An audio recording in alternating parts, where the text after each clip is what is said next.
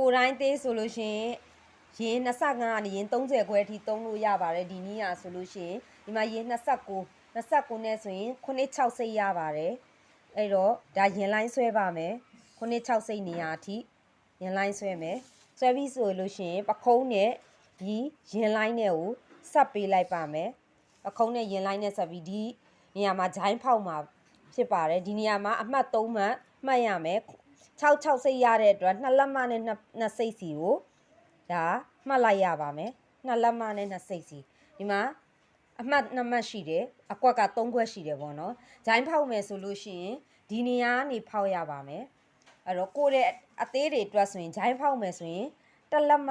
ဖောက်ရပါမယ်ဒါ1လက်မဒီအထက်ကနေဒီမြင်းကနေဒီအတွင်းကိုဝင်မယ်ဒါ1လက်မဒါ1လက်မနေရာမှာဂျိုင်းဖောက်ရမယ်ခါတဲ့ဂျိုင်းဖောက်ပြပေးသွားပါမယ်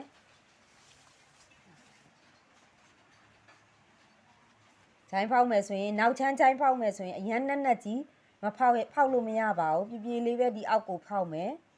ပြီးရင်ဒီကနေဒီလိုမျိုးလေးဆွဲသွားလိုက်မယ်နော်ဒီလိုမျိုးလေးဒါဂျိုင်းက1လက်မ